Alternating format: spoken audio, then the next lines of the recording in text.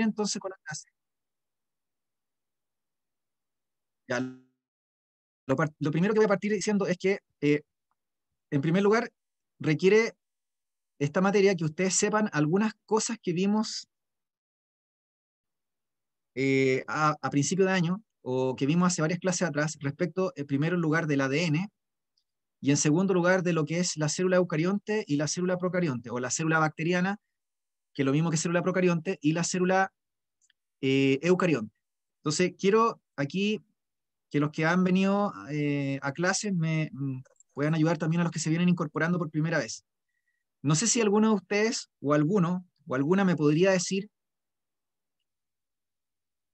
qué características tiene el ADN, por ejemplo, así como en términos súper generales, sobre todo pensando en una célula animal, por ejemplo, o una célula humana. ¿Alguien se acuerda más o menos? ¿O me podría dar una idea, ya sea por el chat, por el audio? Cualquier cosa, acuérdense que aquí nadie juzga a nadie. Acá no es que, no sé, aquí la idea es que todos estamos aprendiendo, acá la idea es que los que saben más aportan a los que saben menos, estamos haciendo comunidad. Esto, como les dije, es un esfuerzo comunitario. La prueba PTU es un esfuerzo individualista, ¿entienden? Pero nosotros podemos cambiar eso. Ustedes pueden cambiar eso si que forman y tejen un tejido social, un tejido comunitario, donde nos podamos apoyar entre todas y todos. Los que saben más, los que saben menos, ¿no es cierto? Los que tuvieron la suerte de estar en un mejor colegio, a los que tuvieron no tan buena suerte con el liceo o el colegio.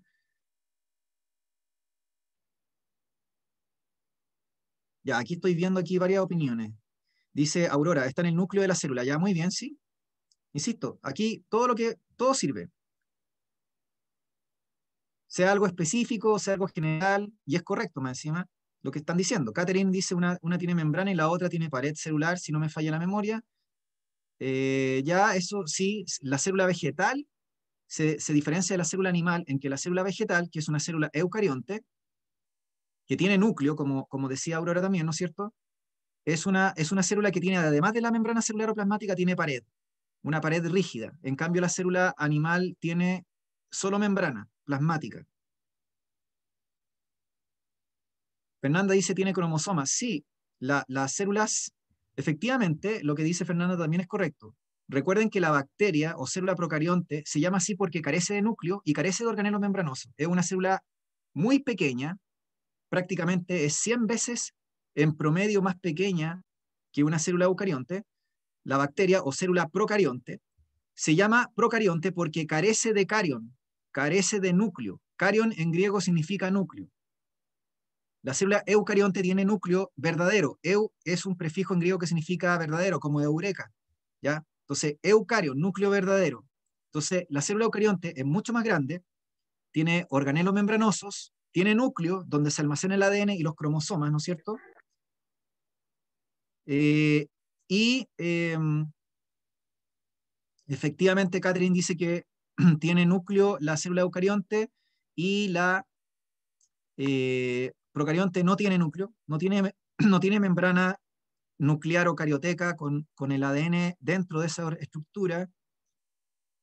¿El ADN tiene ácidos nucleicos? Sí. El ADN es un ácido nucleico y está formado en base a nucleótidos. Los nucleótidos son la unidad básica, el ladrillo básico que construye los ácidos nucleicos.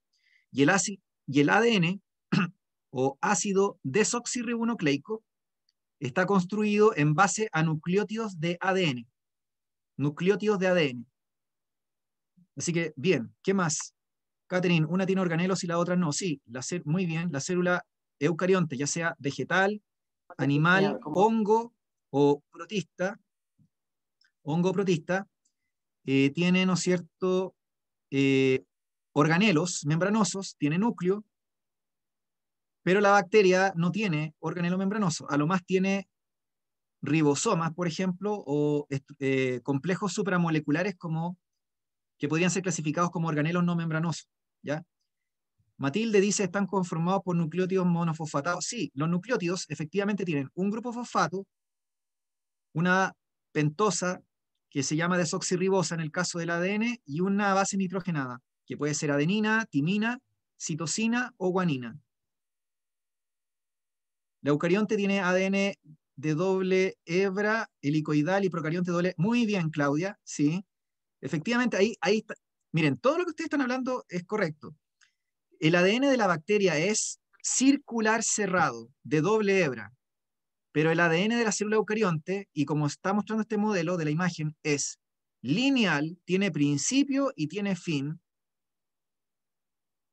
¿ya? Y como es tan gigante, comparativamente hablando, con la célula, con el ADN de la célula procarionte, que es un ADN mucho más chiquitito, tenemos que comprimirlo o enrollarlo para hacerlo caber o cupir dentro del núcleo.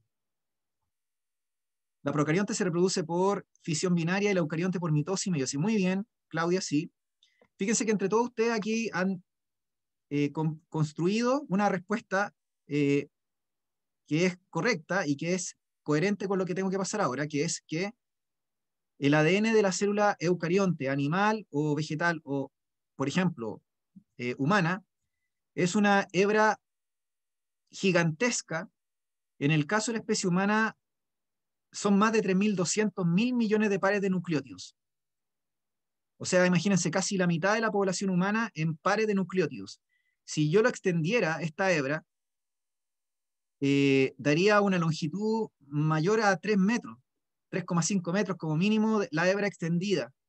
Entonces, es tan larga, imagínense que es tan larga, tiene tanta información el ADN humano o de un mamífero, y sin embargo lo tenemos que meter en un espacio tan microscópico, de algunos cuantas millonésimas de metro de diámetro. Entonces, eso significa que tiene que haber una forma de poder comprimir o enrollar esta información.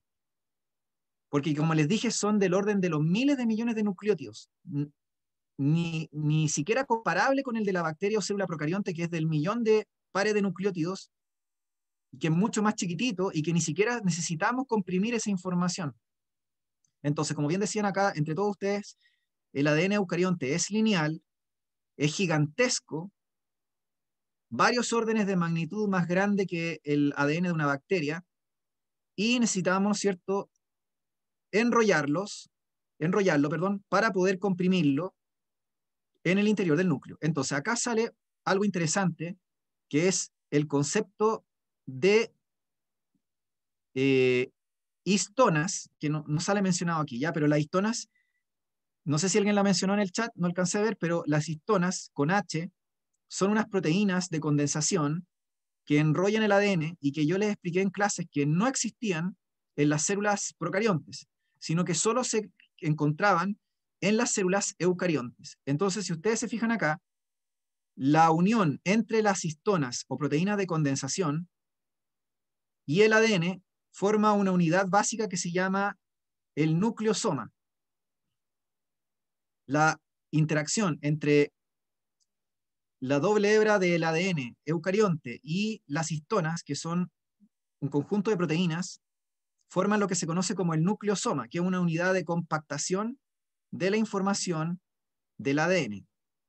Fíjense que muchos nucleosomas a su vez se compactan o se comprimen también y forman lo que se conoce la fibra de cromatina y forman lo que se conoce las fibras de cromatina.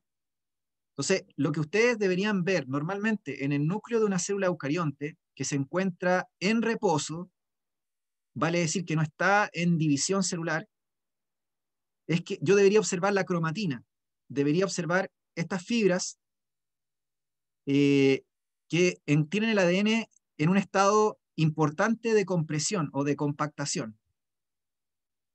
¿Ya? Sin embargo, la cromatina no es el máximo grado de compactación o compresión del ADN.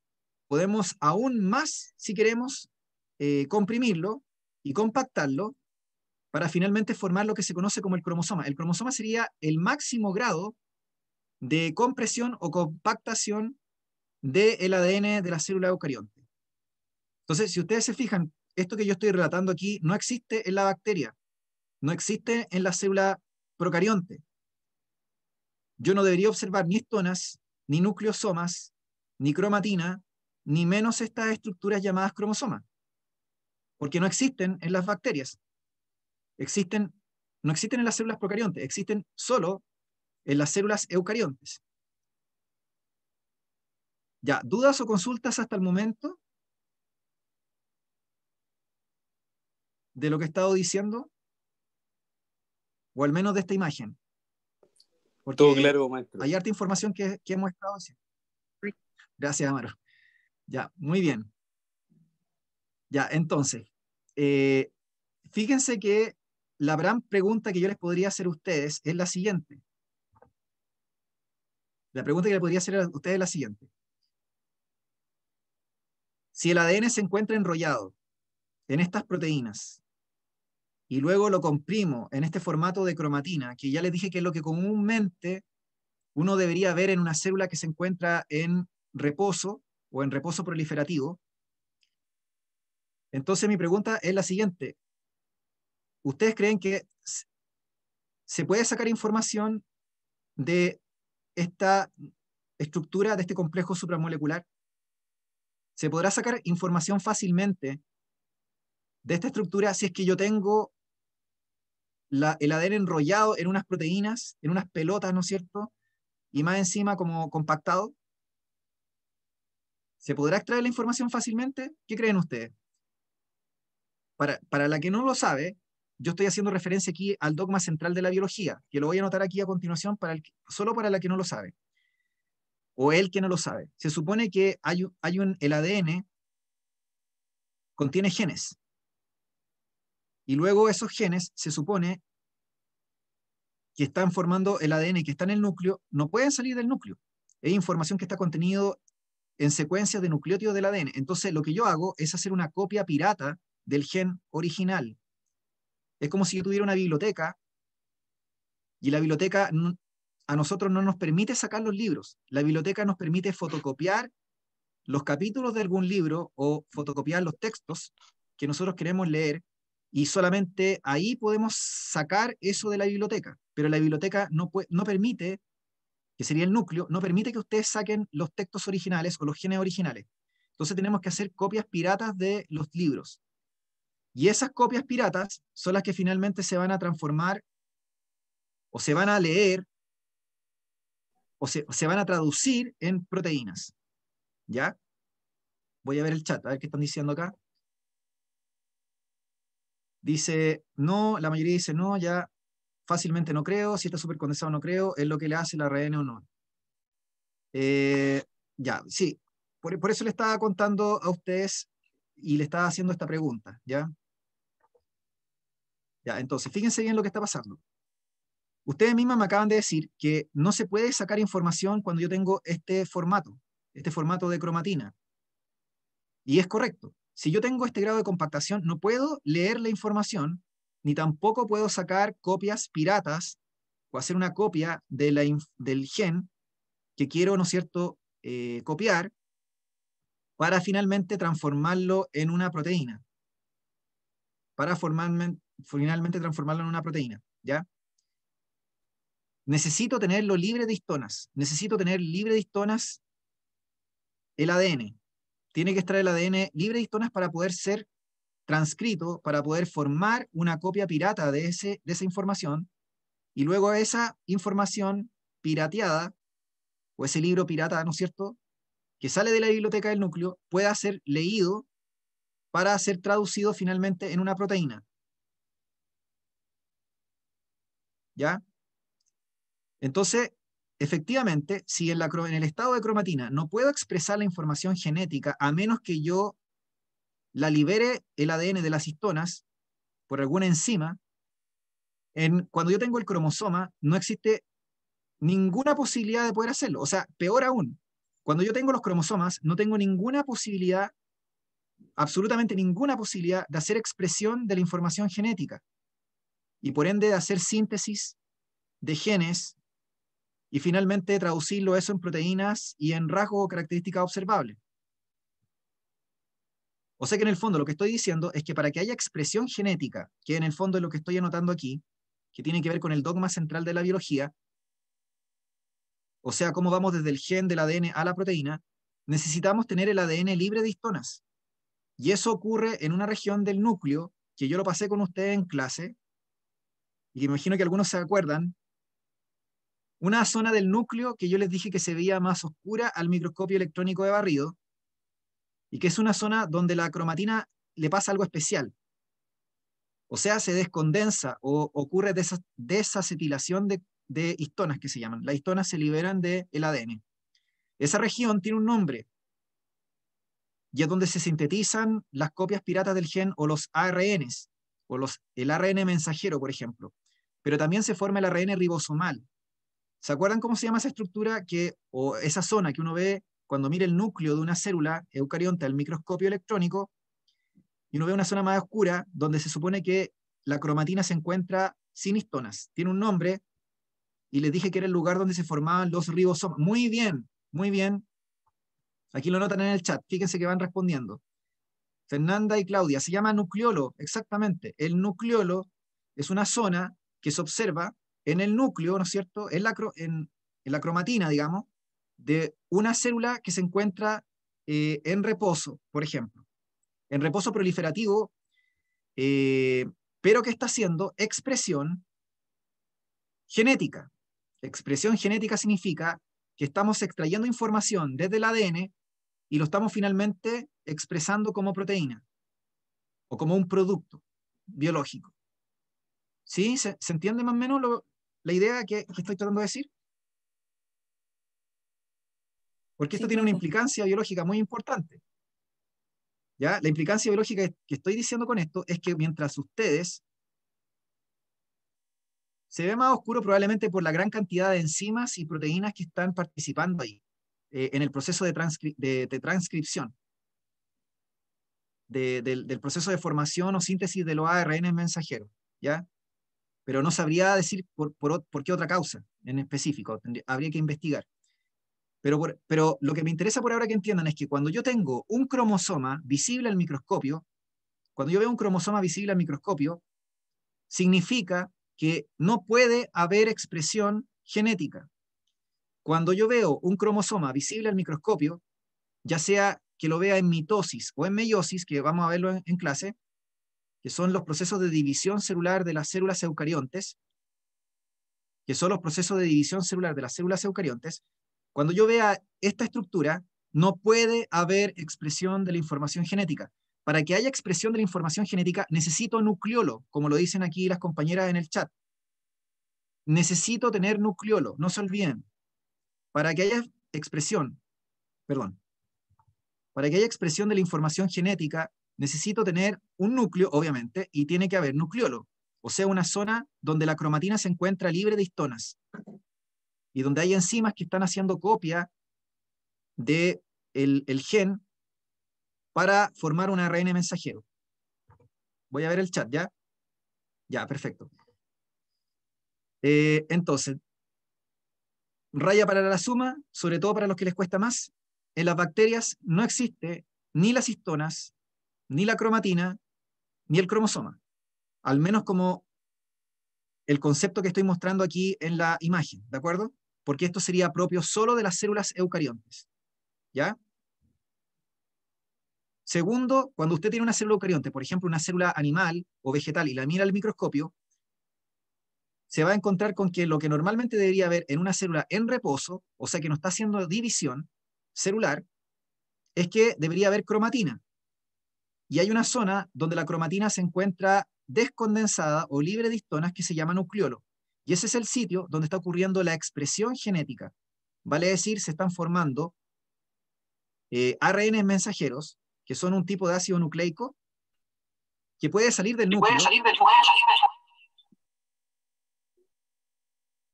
y, ¿no es cierto?, luego afuera del núcleo, gracias a la acción de los ribosomas, se va a terminar expresando o transformando en proteínas. ¿De acuerdo?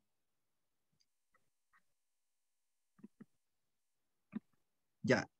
Voy a explicar un poco ahora cómo se forma el cromosoma. Voy a explicar ahora un poco de cómo se forma el cromosoma, porque ya expliqué un poco que la cromatina, ¿no es cierto?, es lo que permite formar el cromosoma. Y expliqué que la cromatina es el ADN condensado, Pero para que nosotros podamos hacer expresión genética necesitamos tener esa cromatina libre de histonas, porque la cromatina es el ADN enrollado con las histonas, o el conjunto de nucleosomas que les dije recién.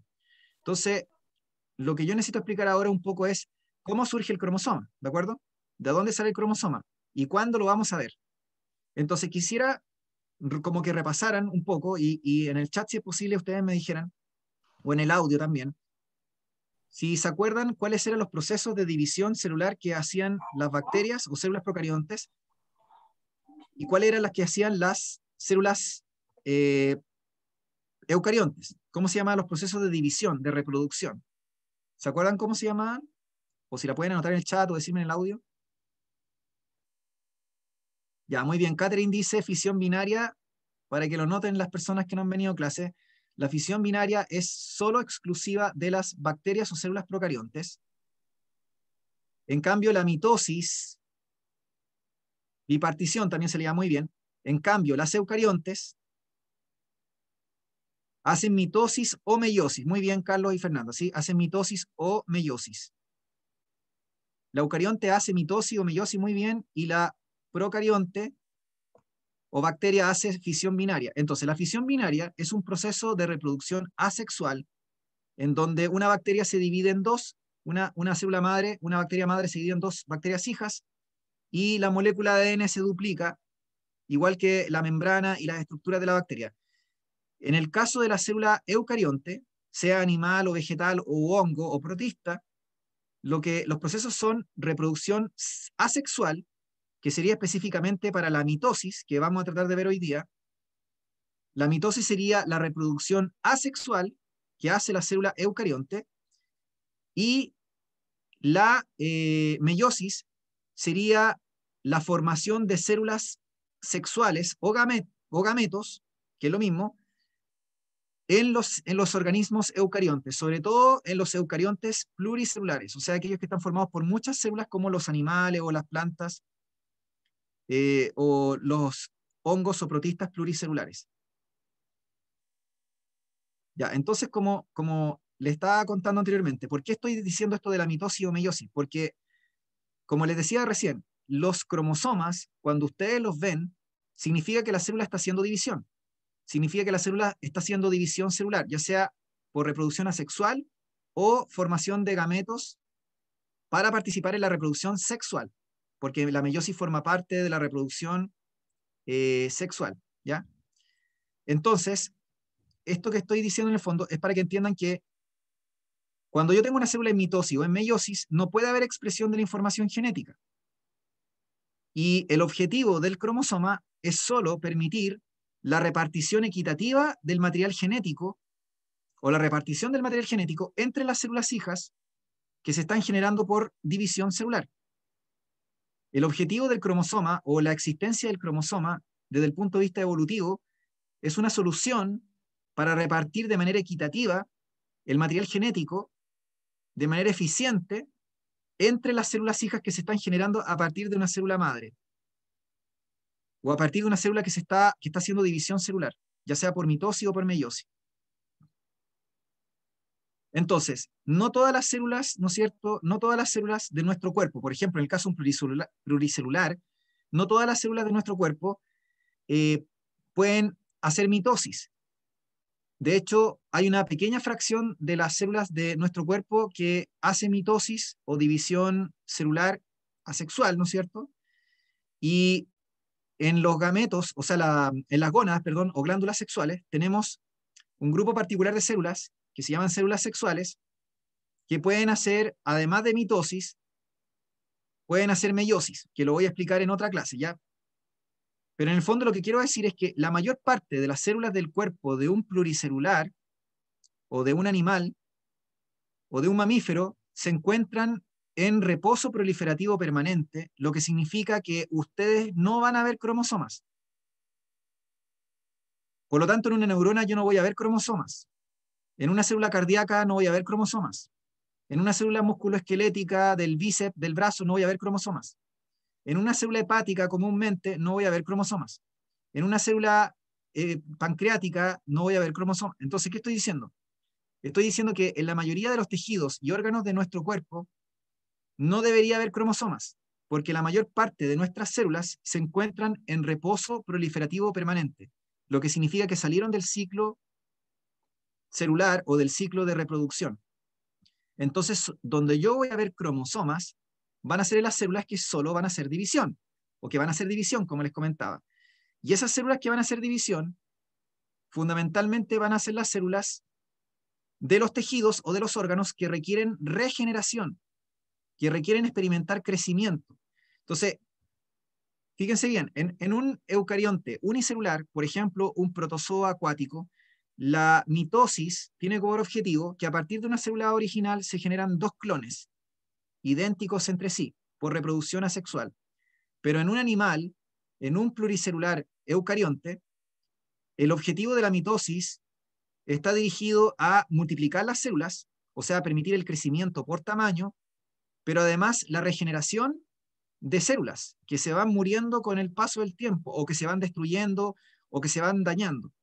Entonces, los tejidos u órganos que van a necesitar una regeneración constante no van a ser todos, van a ser solo algunos. Y en esos tejidos y en esos órganos vamos a ver nosotros células que van a estar haciendo división y que van a tener, por lo tanto, cromosomas. ¿Sí? No sé si se entiende un poco la idea después de toda esta cháchara que he estado diciendo.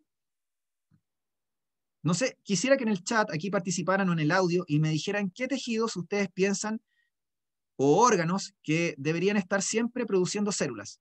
¿Por qué? Porque si no las produjeran nosotros no estaríamos muriendo o no moriríamos. No sé, ¿qué tejidos piensen en un adulto, ¿ya? En un adulto, no pensemos en un embrión o en un feto, donde prácticamente todos los tejidos y todos los órganos están multiplicándose. Yo estoy pensando cuando uno ya nace, después del nacimiento y cuando uno ya crece. Entonces, ¿cuáles son las células o los tejidos o los órganos que siguen haciendo mitosis, que siguen haciendo eh, regeneración? La piel, ya muy bien, el órgano de la piel.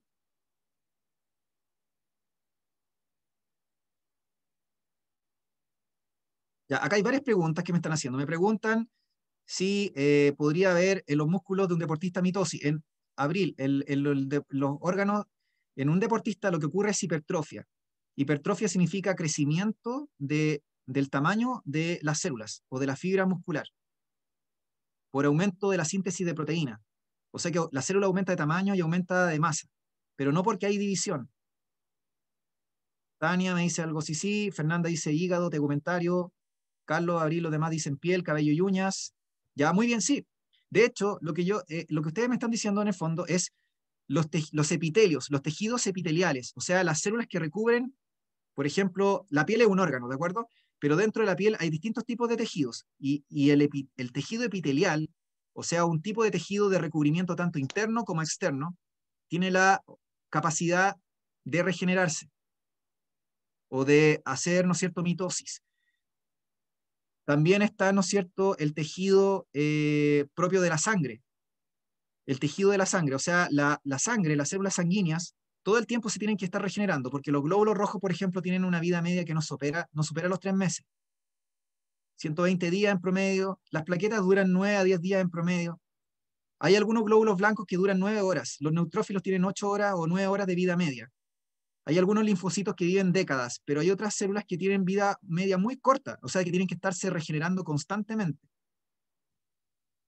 El interior el epitelio respiratorio, por ejemplo, lo que recubre interiormente nuestras vías aéreas y lo que recubre también nuestro intestino, nuestro estómago, nuestro tracto digestivo, también son células que constantemente, me refiero a las células de la mucosa, específicamente del epitelio que recubre ahí, se están constantemente regenerando, porque se van perdiendo, se van muriendo y se van reemplazando constantemente. Y en las gónadas, efectivamente, dependiendo de la gónada, si es masculina o femenina, podemos tener también proliferación, o sea, mitosis de algunas células.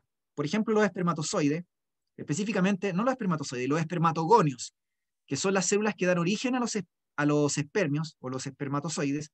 Esas células en los machos de mamífero, en los seres humanos, en los hombres, también esas células hacen proliferación o mitosis durante prácticamente casi toda la vida. Pero yo no puedo hablar lo mismo respecto de los ovarios, ¿entiendes? Entonces depende ahí del órgano y del tejido o del tipo de célula. ¿Ya? Entonces, ¿qué palabra quiero decir que asocien de ahora en adelante con las células, ¿no es cierto?, que están haciendo mitosis, que es lo que vamos a ver hoy día, o reproducción asexual? Quiero que asocien que los órganos o tejidos que eventualmente se pueden transformar en tumorales. Porque de hecho el cáncer es una mitosis sin control. ¿Ya? Entonces, normalmente, sin meterme mucho en ese tema, porque lo vamos a ver que en una clase aparte, ustedes pueden ir identificando ciertos órganos o ciertos tejidos que tienen la capacidad de transformarse, tienen la capacidad de hacer mitosis. Justamente ellos tienen la potencialidad de transformarse en tumorales. ¿Ya? Cuando se hace mitosis. La meiosis es un proceso que involucra la reproducción sexual. Así que la meiosis, usted lo va a ligar siempre a células sexuales. Y lo va a ligar a gónadas. No lo va a ligar a cualquier célula. Solo lo va a ligar a células sexuales. Voy a anotar aquí algo importante que quiero decir. La mitosis puede ocurrir en dos clases de células en un pluricelular. Puede ocurrir en células somáticas y células sexuales. ¿Ya? La mitosis o el proceso de división de reproducción asexual que en los pluricelulares permite la multiplicación de células, puede ocurrir en células somáticas y en células sexuales. ¿Ya? Mientras que la meiosis, a propósito de la pregunta que me hacía recién aquí Gabriela, la meiosis solo, exclusivamente ocurre en las células sexuales, los cuales son una cantidad reducida de células que están solo en las gónadas, o una célula específica que se encuentra en las gónadas. Ni siquiera son células que formen toda la gónada, sino que dentro de la gónada o dentro del órgano, del testículo, del ovario, que tiene muchos tipos de células, hay una en particular que se llama célula sexual. Entonces la célula sexual puede hacer mitosis y meiosis. En cambio las células somáticas, que serían todo el resto de las células del cuerpo, es decir, cualquier célula que no sea sexual,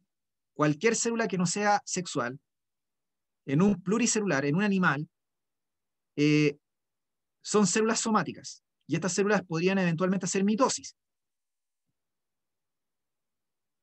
Claro que está, que ya les conté que en un caso de un animal adulto, en el caso de un organismo que tiene diferenciación celular, una gran diferenciación celular, la mayoría de las células, después del nacimiento, entran en reposo proliferativo permanente, por lo tanto ya no pueden hacer división. Por eso es que nosotros no podemos regenerar todas nuestras estructuras. Pues si el día de mañana alguien tiene un accidente, o Dios no lo quiera, o alguien, no sé, por ejemplo, las personas que de repente le han tenido que extirpar tumores, o las personas que han perdido a lo mejor algún dedo, no sé, no se les vuelve a regenerar, se entiende, el órgano o la estructura, porque la mayoría de nuestras células no tiene la capacidad de poder hacer mitosis. Son células somáticas, pero como les dije, la mayoría de las células somáticas después del nacimiento entran en G0 o en reposo proliferativo permanente, que lo voy a explicar a continuación, y se quedan ahí. Así que si se rompen, si se destruyen, si un virus las mata, si se pierden, esas células se pierden. No se pueden volver a regenerar. Que sería lo contrario de los tejidos que les dije, como los epitelios o las células sanguíneas, que van a estar constantemente en un proceso de regeneración o de mitosis. Ya, entonces, volviendo un poco a la idea. Entonces, usted me dice, ¿por qué nos dice todo esto? Todo lo que le estaba diciendo es para que entendieran que el cromosoma no es común verlo. El cromosoma solo debería verlo en las células que hacen mitosis o meiosis. Y ya expliqué que las células que hacen mitosis no son todas las células. Incluso de las células somáticas, que se supone que hacen mitosis, la mayor parte de las células somáticas de un adulto, de un hombre adulto, de un ser humano adulto, se encuentran en reposo, y por lo tanto cuando yo las miro en el microscopio y veo el núcleo, veo cromatina, no veo cromosomas. Yo debería ver los cromosomas solo en los tejidos o en los órganos en donde las células están haciendo división. ¿Ya? Ya, entonces acá tengo una explicación de cómo sale el cromosoma. ¿Ya? Fíjense que tengo, lo que necesito que entiendan es lo siguiente. Nosotros somos seres vivos que nos originamos, eucariontes, que nos originamos a partir de reproducción sexual. Vale decir, se juntó la información de un progenitor con el de otro. Información haploide que al juntarse formó diploidía. ¿Qué significa diploidía? Diploidía significa que usted tiene dos copias de la información. Tiene una macromolécula gigante de origen materno y una macromolécula gigante de origen paterno. O sea que debería tener en teoría dos copias de cada gen. Vuelvo a repetir. Usted tiene usted es diploide porque tiene dos grandes macromoléculas de ADN. Una de origen materno y otra de origen paterno. ¿De acuerdo? Eso significa en el fondo que nosotros deberíamos tener como mínimo dos copias de un mismo gen, porque tenemos la información duplicada, debido a que recibimos información de la madre e información del padre. ¿De acuerdo? ¿Se entiende eso o no? Para que me vayan diciendo, porque puede haber gente que le cueste esto. Sí, profe, sí se entiende. Ya, súper, ya. Gracias. Entonces, si ustedes se fijan, teniendo eso presente, luego se supone que voy a pensar en una célula, por ejemplo, que piensen en el cigoto. El cigoto, o la primera célula que se forma, ocurrió de la unión del óvulo y el espermio. Tenía un óvulo, tenía un espermio, ocurrió la fecundación y se formó un cigoto, que sería como la primera, sería el embrión, ¿no es cierto? La primera célula que aparece de un ser humano o de un animal. Y si ustedes se fijan en esa célula, después comienza a hacer división, comienza a hacer mitosis.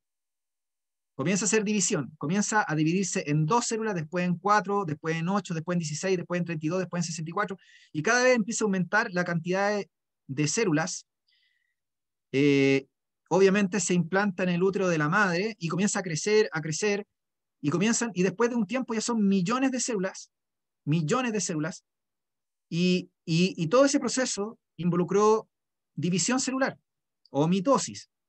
Después, cuando uno nace, obviamente, como ya les dije, ese proceso como que se ha ido ralentizando. O sea, solamente algunos órganos o tejidos van a seguir haciendo el proceso después del nacimiento, ¿ya? Pero en la etapa inicial, al menos en la etapa embrionaria y en la etapa fetal, cuando nosotros nos estábamos desarrollando dentro del vientre de nuestra madre, este proceso era súper activo y ocurría para todas las células que estaban en ese momento. Entonces, si ustedes se fijan, la idea es esta que yo les contaba, que tenemos que cada célula tiene una macromolécula gigante que viene de la madre o de origen materno o del linaje materno, y una macromolécula gigante que viene del padre, o sea, del linaje paterno, que fue transportada a través del espermio. Entonces, cada célula debería tener dos grandes macromoléculas de ADN. Esas macromoléculas de ADN tienen que fragmentarse, van a tener que fragmentarse y van a tener que comprimirse al máximo grado posible para poder hacer la división celular. Entonces, aquí viene la explicación del por qué fue necesario el surgimiento de los cromosomas en la historia evolutiva de la Tierra. Porque si ustedes se fijan, mientras más complejos, o sea, mientras la vida ha ido desarrollándose, los ADNs han ido creciendo en tamaño, en general, ¿ya? Y ha ido complejizándose entonces la información. Entonces, eso significa que las moléculas son muy gigantes y, como ya les conté, aparte de gigantes, se encuentran enrolladas en ADN. Entonces, la masa molar o el peso molecular de una macromolécula de ADN de 3.200.000 millones de pares de nucleótidos, que además tiene histonas, que también son proteínas de alto peso molecular, es un peso astronómico para la célula. O sea, la célula no tiene la fuerza, ni el poder, ni la estructura molecular para poder desplazar una macromolécula gigante, que ya les conté que mide más de 3,5 metros si yo la estiro. Entonces, es tan grande y es tan masivo y pesado que yo no lo puedo desplazar. Porque cuando una célula se va a dividir, tienen que pensar en esto. Si una célula va a hacer mitosis, que es el principio del crecimiento de los pluricelulares, si una célula va a hacer mitosis, lo que tiene que hacer es que la célula madre tiene que crecer al doble en tamaño y tiene que duplicar todo. Tiene que duplicar su ADN, sus proteínas, su macromolécula orgánica, sus organelos, tiene que todo duplicarlo. Y una vez que lo duplicó y aumentó al doble su tamaño, su volumen, debería dividirse en dos células que van a ser idénticas a la célula original, porque van a resultar de la repartición equitativa del ADN, de las proteínas, de los organelos y de todo lo que se duplicó. Entonces, el ADN, si ustedes se fijan en esta imagen, está duplicándose. La macromolécula de la madre se duplica y la macromolécula del padre también se duplica. Cuando la célula va a hacer división celular o cuando la célula va a hacer mitosis, que ya les conté que es lo que están haciendo todos los pluricelulares.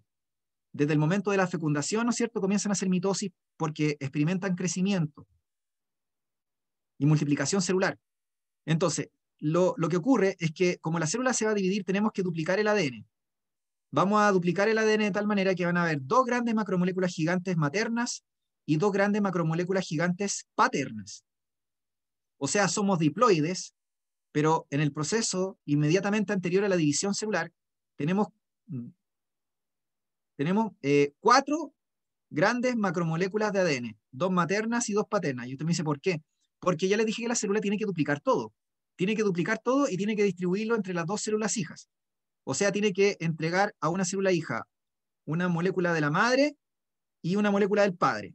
Y la otra célula también se va a llevar una de la madre y otra del padre. Pero como les contaba, como son tan masivas estas moléculas,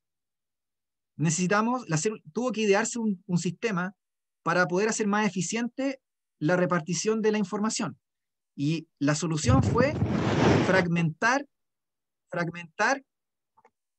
la información de la macromolécula de la madre y el padre. Entonces, quiero saber si alguien sabe cuántos fragmentos existen en la especie humana.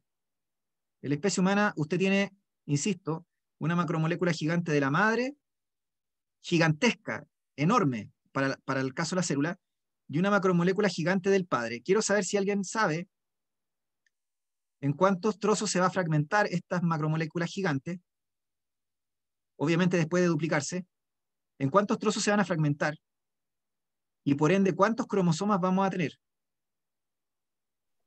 Como creo que son 46 en total y es mitad y mitad. Muy bien, 46 en total ya. O sea que ¿cuántos fragmentos deberíamos tener? 23, sí. Muy bien. 23 fragmentos maternos y 23 el otro del fragmentos papá. paternos, ¿no es cierto? Sí, La mitocondria de la Exactamente, madre, sí. no sé por qué me acordé de eso. también. Sí, la mitocondria, pero eso muy importante, Amaro, lo que está diciendo, pero lo que dice Amaro sería como una pregunta PTU de ¿solo el ADN existe en el núcleo? ¿O solo encontramos ADN en el núcleo de la célula eucarionte? ¿O en No, el cromosoma, por ejemplo, que sería como... Y la respuesta es no, lo podemos encontrar en el interior de mitocondrias y cloroplastos o plastidios, en el caso de las células vegetales. ¿Ya? Pero ahora yo estoy hablando de lo que está pasando con la replicación del ADN en la célula humana. Profe, es que yo creo que a lo que se Y respecto a cómo se... refería Amaro era que la mitocondria la heredaba la mamá, una cuestión así. Sí, eso es parte de la herencia mitocondrial y lo vamos a ver en genética, que Sí, sí. es la herencia que pasa de madres a hijos e hijas, pero que solo se puede transmitir a través del linaje materno, o sea, a través del óvulo. Es verdad eso, ¿sí? Pero es un ADN como que no está ligado con esto en sí que estoy relatando ahora. Entonces, ahí lo voy a mencionar más adelante, ¿ya? Pero muy bien. Entonces, si ustedes se fijan acá, yo tengo que voy a tener una macromolécula gigante de la madre, ¿no es cierto? Y la macromolécula gigante del padre. La solución evolutiva, ¿no es cierto?, fue fragmentar la información. Fragmentar la información porque así sale mucho más fácil repartir esa información, ¿de acuerdo? Pero, fíjense bien, que el cromosoma que ustedes ven acá abajo, que es esto que estoy viendo aquí, no es solo un fragmento, sino que son dos fragmentos. Entonces, eso es lo que quiero explicar. Fíjense bien que yo les dije que la molécula de la madre se tiene que copiar, y además de copiarse, se va a tener que fragmentar. Y además de copiarse, se va a tener que fragmentar.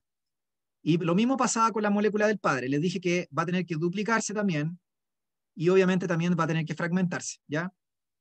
Porque ya les dije que los cromosomas son fragmentos de la macromolécula de ADN materno y paterno. Entonces, recién ustedes me decían, aquí, profe, son 23 fragmentos de la molécula de la madre y del padre. Sí, muy bien, pero fíjense que esos fragmentos se tienen que haber duplicado para cuando la célula va a hacer división, porque no es solamente fragmentar, es yo copio y fragmento. Por lo tanto, tengo finalmente 2 moléculas gigantes de la madre, como sale acá en la diapo, y 2 moléculas gigantes del padre, que se fragmentan 23 veces, por lo tanto, tengo un total de 92 fragmentos. Usted va a distinguir 92 fragmentos que se van a generar en una célula humana que se está dividiendo, ¿ya? Si hay alguien que no entiende esto todavía, no quiero que se complique, porque esto lo voy a explicar en la anafase.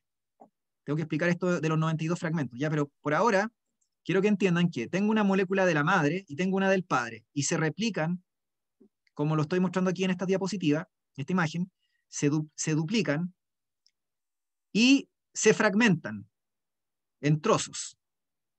Y específicamente son 23 trozos. Como son la molécula del padre y su copia, sería 23 por 2. ¿Sí? Porque tengo 2 fragmentos número 1 del padre, 2 fragmentos número 2 del padre, ¿se entiende? Y así con cada fragmento se encuentra duplicado. ¿Se fijan? Cada fragmento se encuentra duplicado. Y lo mismo pasa con el cromosoma de la madre. El fragmento número 1 de la madre y su copia, ¿sí? Luego el fragmento número 2 de la madre y su copia, y así, con todos los 23 fragmentos. ¿De acuerdo? Entonces, el cromosoma, que es la imagen que ustedes ven acá abajo, fíjense que está formado por el fragmento, por ejemplo, número 1 de la madre y su copia. Y su copia, el fragmento número 1 de la madre y su copia. Por eso se le llaman cromátidas hermanas. Cuando ustedes ven un cromosoma de esta manera, yo digo que este es un cromosoma duplicado, porque tiene la información copiada, o sea, duplicada, y este cromosoma está formado por 2 cromátidas que son exactamente idénticas porque una es copia de la otra. O sea, el fragmento original y su copia, que forman esta estructura que se llama cromosoma duplicado, que tiene forma de X, que es el típico dibujo que sale en la PTU o en la PSU o en los colegios que les dibujan una cuestión así, que parece como una X. ¿Sí? Entonces, si ustedes se fijan, esto está ocurriendo para cada fragmento de la macromolécula materna y paterna está formándose esta estructura. Esta estructura corresponde a un fragmento original de la macromolécula del padre o la madre y su copia, que se conoce como cromosoma duplicado. ¿De acuerdo? Sí, profe. Ya, por lo tanto,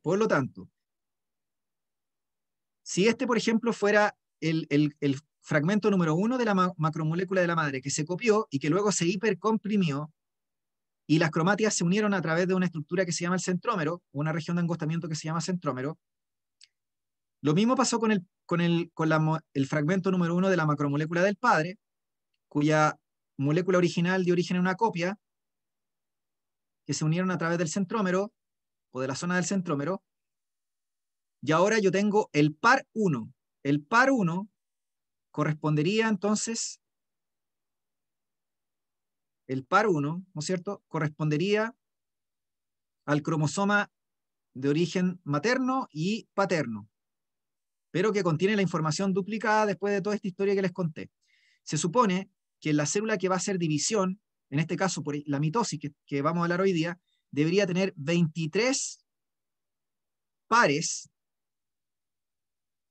de estas estructuras que estoy mostrando, o sea, 23 rojos, así como X, y 23 azules, así como esta X que estoy relatando. O sea, en total 46, como bien dicen ustedes. ¿Por qué? Porque voy a tener 23 maternos y 23 paternos, ¿sí?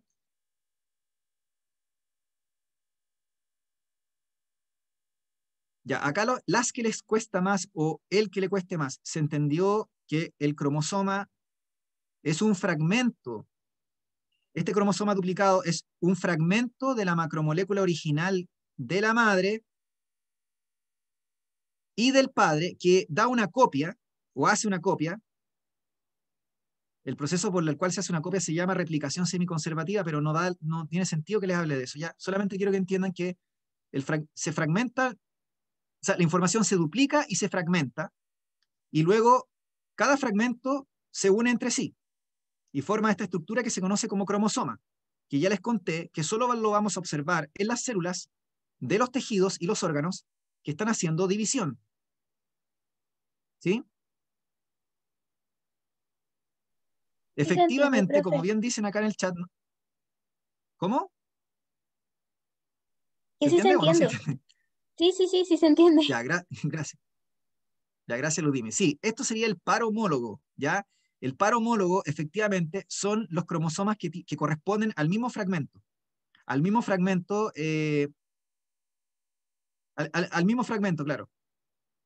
Corresponden a los cromosomas que corresponden al mismo fragmento, pero que provienen de progenitores distintos, porque uno provino de la información que aportó el padre a través del espermatozoide, y el otro provino a partir de la información que aportó la madre a través del óvulo. No sé si les parece interesante esto, porque estamos diciendo que nosotros somos como un rompecabezas, porque recibimos información simultánea de dos progenitores distintos que no están emparentados. O sea, yo estoy hablando de lo que comúnmente ocurre, no estoy hablando de lo que podría ser endogamia, ¿sí?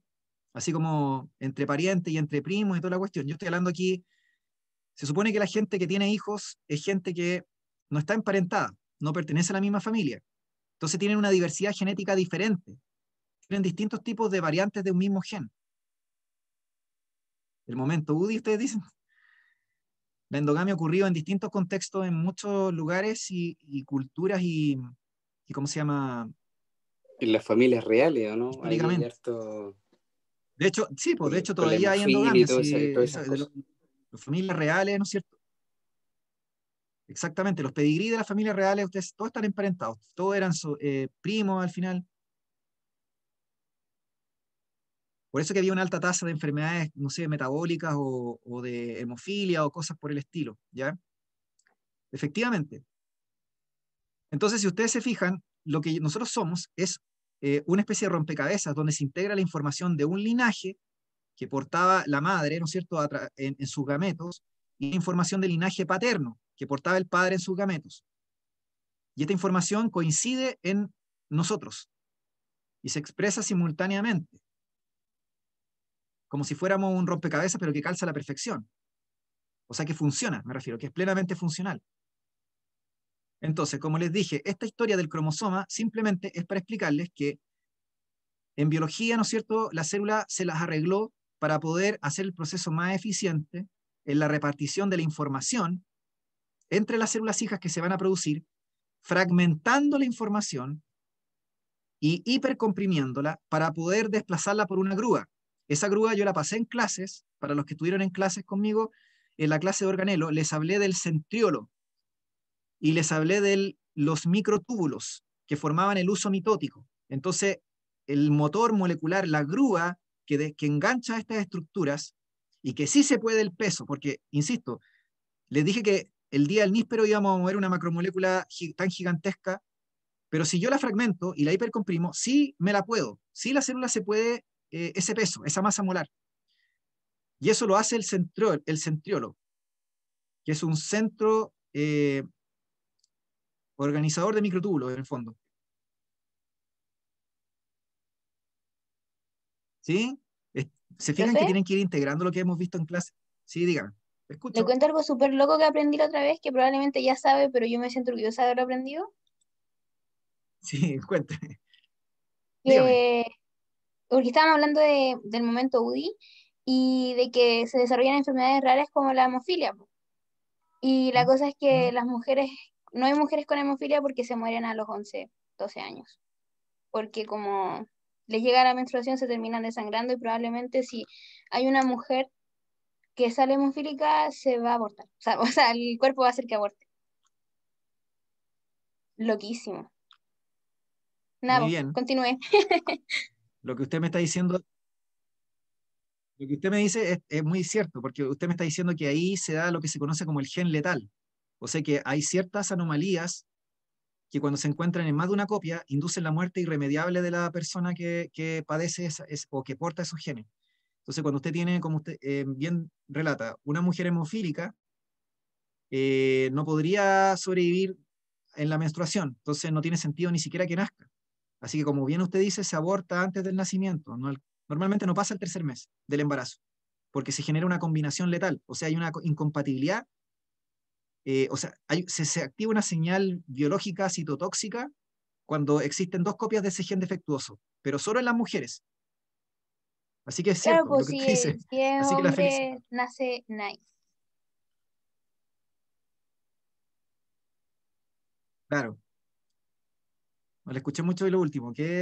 Ah, no, no, que nace ¿Por bien, qué los porque hombres nace nice. hemofílicos nacen? Sí, pues eso sí nacen, pues. Ah, sí, ellos nacen porque tienen una sola copia del gen, Sí, porque el defecto se ubica en el X. Como el defecto se ubica en el re X y los hombres loquísimo, somos profe, 44 re más XY, loquísimo. entonces tenemos una sola copia. No se activa la combinación letal porque tenemos una sola copia del gen. En cambio, una mujer es 44 más XX. O sea, el par sexual obligatoriamente tendría que tener, si tienen el defecto, o sea, si está. Ya les dije, nosotros tenemos dos copias de cada gen, pero los genes letales se activan cuando tenemos justamente las dos copias del gen. En este caso, el gen defectuoso estaba en el X y tengo aquí otra copia, entonces esta es señal citotóxica para que muera el embrión. Pero en el caso del hombre, como tengo una copia, no es suficiente para activar la señal de autodestrucción.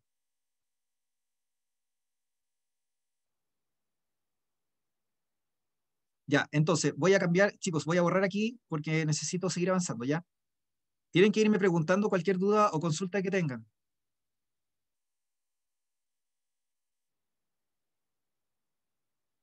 Ya, estos conceptos, usted me dice, profe, esta cuestión da lo mismo. Esto le informo que se preguntó un año en una prueba PSU. Los que vienen conmigo a clase y los que son nuevos deben saber que yo siempre trato de mostrar preguntas representativas, DEMRE. Entonces, cuando les muestro algo, Luna me pregunta por qué el hombre X. eh, ya, lo que pasa es que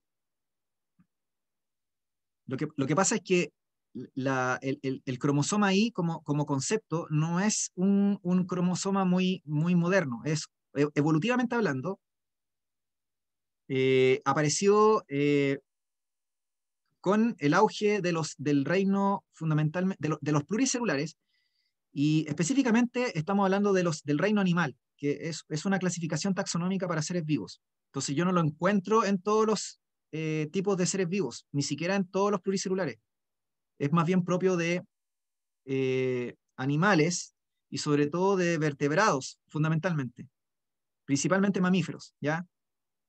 Entonces, si usted me pregunta ¿por qué,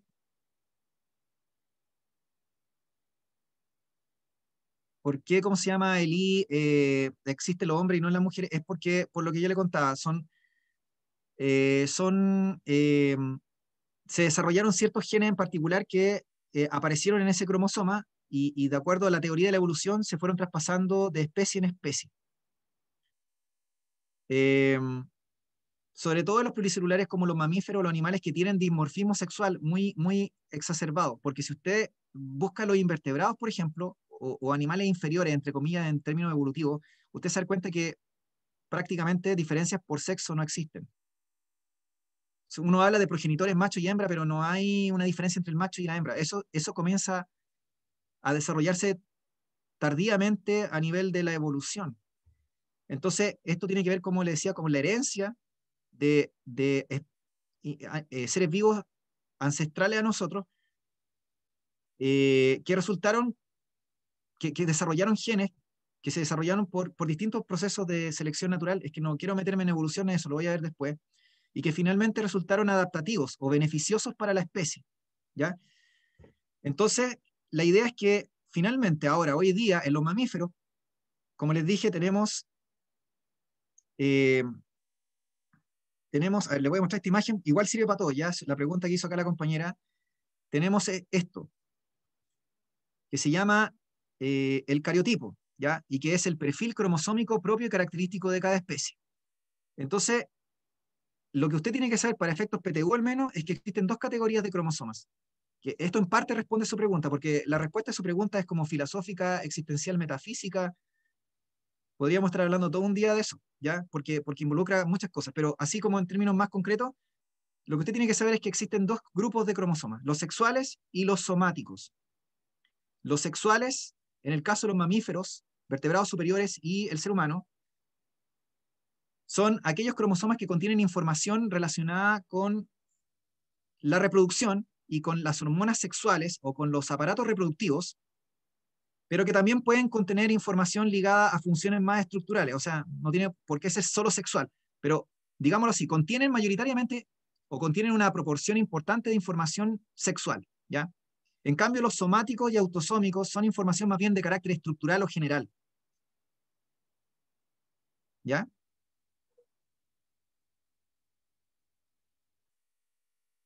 Sí, hay animales los cuales, como les dije, no es, la presencia del cromosoma sexual no es relevante y efectivamente se pueden hacer, dependiendo de la especie, algunos cambios de sexo, pero como les dije, a medida que vamos progresando, sobre todo en los vertebrados y en los vertebrados superiores, no se puede hacer eso, porque se va diferenciando cada vez más los distintos tipos de células. Entonces, cada vez se hace más patente el dimorfismo sexual o las diferencias entre macho y hembra. Entonces ya no se pueden hacer interconversiones desde el punto de vista de la biología, me estoy refiriendo. Pero si usted piensa en peces o en incluso reptiles, y obviamente en invertebrados, sí puede hacer esas chiquiñuelas, ¿ya? Entonces, volviendo al tema de aquí de la clase. El cariotipo es el perfil cromosómico propio y característico de cada especie. Si ustedes se fijan, este es un cariotipo o una especie de fotografía o imagen del perfil cromosómico de un ser humano. Usted me dice, profe, ¿cómo sabe que es un ser humano? Yo sé que esto es un ser humano porque me doy cuenta que tengo 22 pares autosómicos o somáticos que son pares homólogos. ¿Qué significa homólogos? Que son exactamente idénticos entre sí, en el sentido de que el cromosoma materno es homólogo con el paterno porque tienen el mismo tamaño, la misma cantidad de genes, codifican los mismos genes, ¿ya? Tienen la misma longitud total de nucleótidos, corresponden al mismo fragmento, pero las diferencias en la secuencia específica de la información de un gen no tiene por qué ser igual. De hecho, pueden haber variaciones, pero el resto es todo igual. Portan la misma información, son el mismo fragmento, tienen la misma cantidad de nucleótidos. Entonces, los somáticos autosómicos, como les dije, son del par 1 al par 22 en la especie humana, más un par sexual que ya expliqué que tiene que ver con funciones reproductivas o sexuales, aunque igual incluyen algunos genes estructurales, pero fundamentalmente son o concentran los genes sexuales o reproductivos. Entonces, en el caso de la especie humana, que es una especie con alto dimorfismo sexual o diferenciación sexual entre machos y hembras, como sucede con todos los mamíferos o vertebrados superiores, usted tiene que, para tener una hembra, tiene que tener 22 pares somáticos o autosómicos y un par XX. Mientras que para tener un macho, tendrá que tener 22 pares somáticos y autosómicos más un par XY. ¿Ya? No sé si se le mejora un poco la película. Sí, esto es PTU. Esto que estoy diciendo es PTU, ¿ya?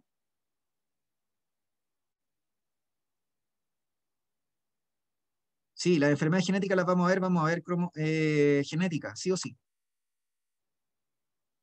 No sé si se entiende más o menos. Ya, lo demás, yo necesito que igual entiendan esto, porque la clasificación entre cromosomas somáticos y sexuales es importante que ustedes lo manejen, ¿ya? Ahora, si usted me dice, pero profe, yo quería saber cómo se determina el sexo de las guaguas, o cómo es que nacen hombres y mujeres, eso sería ya genética, y tendría que meterme en genética para explicarles eso. Se llama herencia ligada al sexo. Entonces ahí me tendría que meter en genética para explicar eso. Y hoy día estamos viendo mitosis.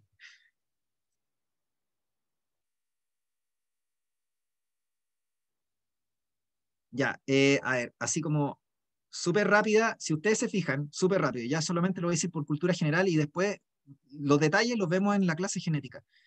Una mujer es 44XX, o sea, 22 pares autosómicos o somáticos, más el par sexual. Los hombres son 44XY, ¿sí? Ya les expliqué que esto es una característica. El X y el Y no solamente existen en la especie humana, también lo encontramos en los mamíferos. Se supone que es herencia de los mamíferos, ¿ya? de los homínidos y obviamente se comparten en común por los mamíferos.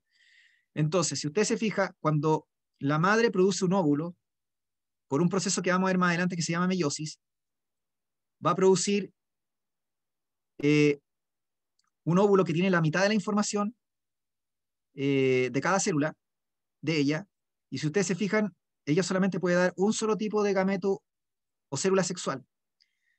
Pero para el caso de los machos, en los mamíferos o vertebrados superiores, fíjense que aquí pasa algo especial. Cuando se producen gametos, que les voy a explicar más adelante, que solamente tienen la mitad de la información, o solamente tienen un solo juego de cromosomas, fíjense que puede tener dos variantes de gametos. Entonces, aquí está la explicación del por qué o pueden nacer hombres o mujeres, porque tiene que ver con la determinación del sexo cromosómico, dependiendo de con quién se fecunda el óvulo.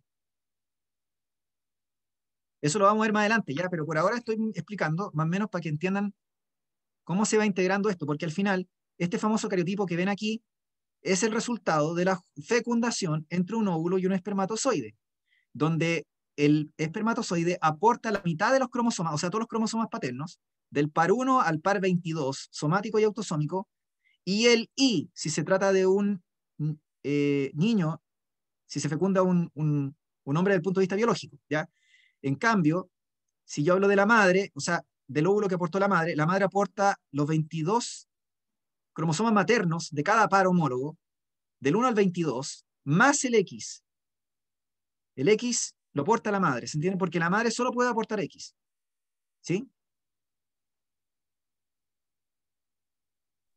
¿Sí se entiende, profe? Claro, lo que dice acá, entonces, ya insisto, esto lo voy a explicar más adelante, no, lo dije ahora como para que me doy cuenta de, al final, está bien que lo hagamos así. Usted me dice, profe, estamos viendo la materia desordenada. Es que lo que pasa es que más que desordenada es que hay que ir integrando, porque efectivamente genética tiene relación con lo que estoy mostrando. Tiene que ver con cromosomas. Entonces, efectivamente está todo ligado. No es que usted diga, ah, esto lo vamos a ver y vamos a ver solo esto, porque al final esto tiene relación con todo. Entonces, claro, la gracia de la biología es que tiene que ser integrativa, porque ustedes van pescando y van uniendo todos como los componentes de esta historia. Es una gran historia, es una narrativa que tiene distintos capítulos, pero todos los capítulos tienen un sentido dentro de la narrativa total, dentro del cuento. Por eso que les dije que la biología es bonita, porque es una historia. Y es una historia que está súper bien relatada y va súper ordenada. Y donde todo tiene sentido. Cada capítulo engarza con el anterior y el subsiguiente.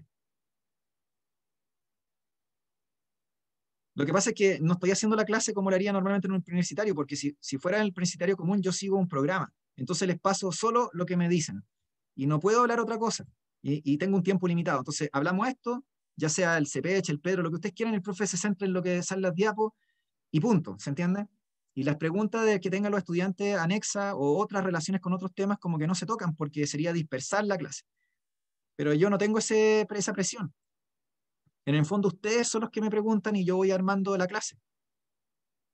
Y si hablamos de algo nada que ver, no importa, lo hacemos igual. Al menos a mí no me importa, a menos que ustedes me reclamaran. Y me dijeran, profe, estamos viendo 1000 cosas simultáneamente, ¿ya? Ya, pero insisto, de todas formas, como lo que le estoy contando es, estamos centrándonos, hasta el momento yo he explicado, cuál es el origen del cromosoma, cómo se estructura un cromosoma, y luego le estoy hablando del cariotipo. Y les dije que este cariotipo es de un ser humano. Si usted me pregunta, profe, ¿cuál es el cariotipo de un gato o de un perro? Sería diferente. Porque el cariotipo de un gato y un perro, acá sale creo, bueno, sale el del gato. El gato tiene 19 pares. Charlotte tiene 19 pares de cromosomas, mi gata, ¿ya? Los seres humanos tienen 46 porque tienen 23 pares. Los monos tienen otro número de cromosomas que no recuerdo. Lo podrían buscar en internet ustedes, que tienen ahí Google, porque si no tengo que estarme saliendo yo. Busquen cariotipos de distintas especies, el perro, el gato. Por ejemplo, podrían buscar la papa, se van a sorprender la papa cuántos cromosomas tiene. La papa nos pega 5 patadas en los cromosomas. La papa tiene más cromosomas que nosotros. La papa, para hacer el puré. Entonces, usted dice, claro, dependiendo de la especie, si es planta, si es animal, si es vegetal, pueden tener más o menos cromosomas, tienen distintos cariotipos, ¿se entiende? Entonces, si a alguno de ustedes les gusta ver esas películas así de ciencia ficción o cuestiones así, o de estas de crímenes, ¿no es cierto?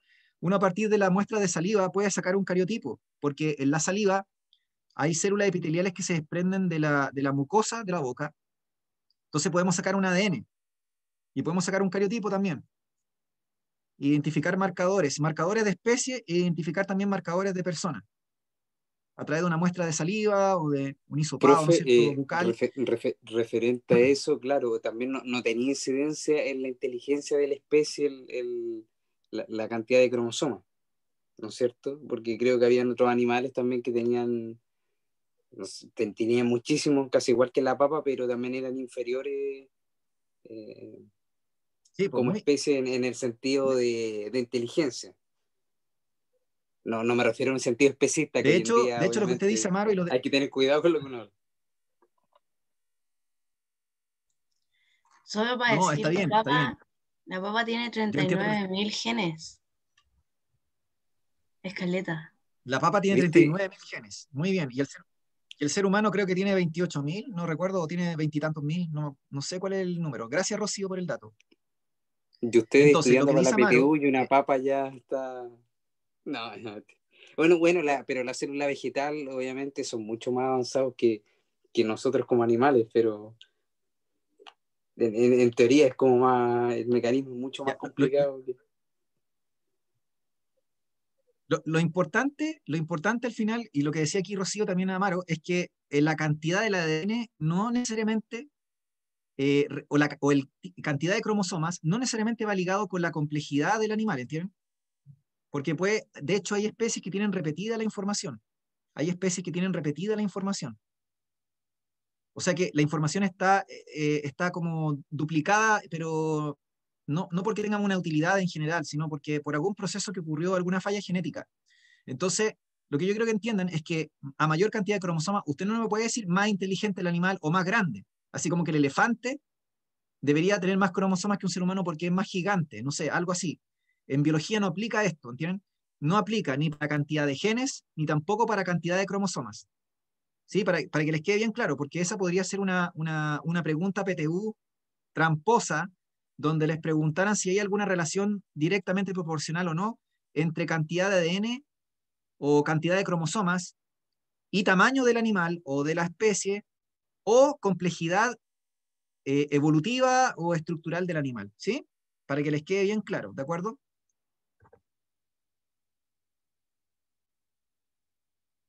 La papa es Dios, que son chistosos. Lo que pasa es que las plantas con flores son tetraploides.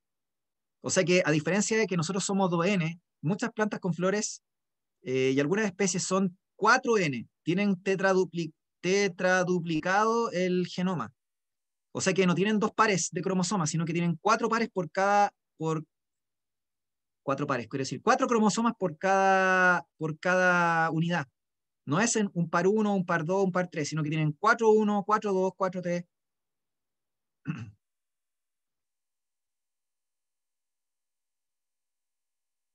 La papa, a ver, ¿qué podemos decir de la papa? No sé qué podríamos decir que el ser humano lo que hace es cultivar las papas mediante un proceso de clonación, porque la papa en el fondo, usted la saca de la planta y la planta persiste y puede, o sea, si agarra los tubérculos, la papa y la planta, salen clones. Entonces usted puede tener todo un campo, puede tener 10 hectáreas y que todas tienen la misma información genética, porque todos provienen del mismo ancestro común, ¿entienden? No hay diversidad genética. Acuérdense que la papa, en Chile existían muchos tipos de papa y en Latinoamérica también, y al final, ¿no es cierto?, la papa que consumimos es una variante de una especie en específico. Es como ocurre con todos los alimentos casi que consumimos. Pero hay distintos tipos de especies de papa y de distintos tamaños y características nutritivas y todo lo demás. Eso es cierto. Pero normalmente el proceso de plantación es por clonación en la agricultura. Es un proceso asexual.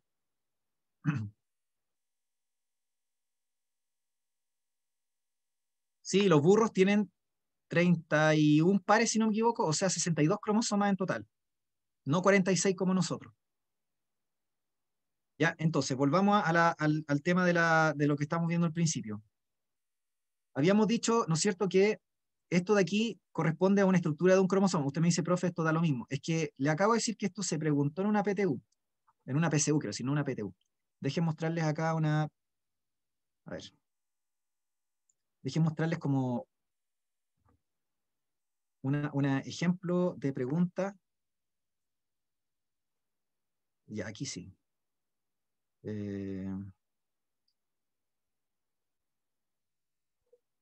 Ya, esta PSU es antigua, ya, como algunas decían ayer y otros días es como que estaban en básica cuando esta prueba salió. Estaban chiquititos. Ya, a ver. Quiero mostrar de aquí.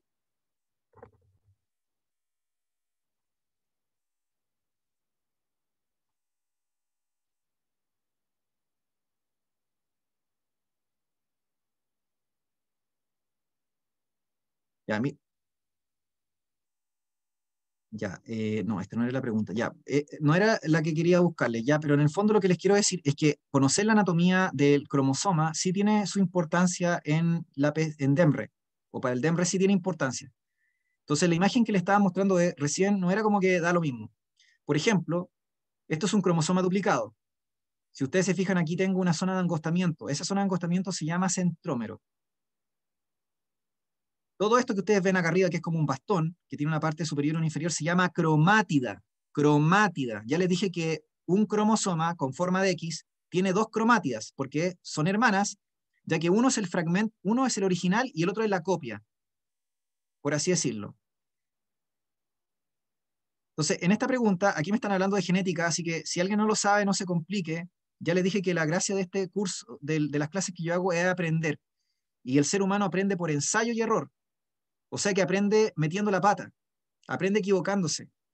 Nadie aprende si todo lo sabe, ¿se entiende? Si alguien me dice que o siempre o nunca se equivoca, esa persona no aprende. La persona que aprende es la que mete la pata, la que se le manda la embarrada, la que se equivoca. Entonces, en el fondo, durante este año vamos viendo preguntas y a lo mejor no saben hacerlas, pero a fin de año sí van a poder contestarlas, porque el DEMRE reutiliza o recicla preguntas.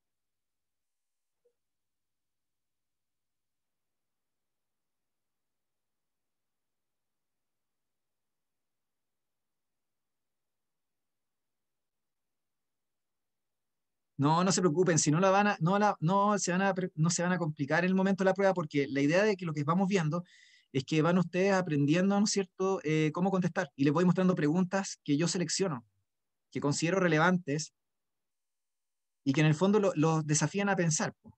Entonces, esta pregunta de aquí me está preguntando respecto de lo que se conoce como el locus, ¿ya? Y el locus se refiere a un sitio específico en el cromosoma donde uno puede como marcar un gen. Un gen es una secuencia de nucleótidos de ADN que codifica para una proteína o que contiene la información para una proteína, la cual se manifiesta finalmente como un rasgo o carácter. Entonces, aquí la respuesta correcta era 1, ¿ya? Insisto, esta materia es genética, la tengo que ver con ustedes con la clase genética, pero estoy mostrando esta figura para que entiendan que sí me podrían preguntar algo así general o genérico de la estructura de un cromosoma, como para que yo sepa de qué está hecho un cromosoma, que el cromosoma está formado, por ejemplo, por dos cromátidas hermanas, que hay una región al centro que se llama centrómero, no sé, ese tipo de cosas, ¿se entiende? Ya, les voy a mostrar la diapositiva. Yo se las puedo mandar, el PPT, se los puedo mandar a su correo. Yo no tengo ningún problema en mandárselo, ya, para que lo tengan. Así que, si la que no tenga mi correo, yo se lo escribo ahora en el chat y después yo les mando la clase. Tengo los correos de algunos nomás, ¿eh? Voy a tener aquí en el chat mi correo, para que yo les mando la... O si alguno lo tiene, también se lo reparte a los demás, pues eso también puede ser.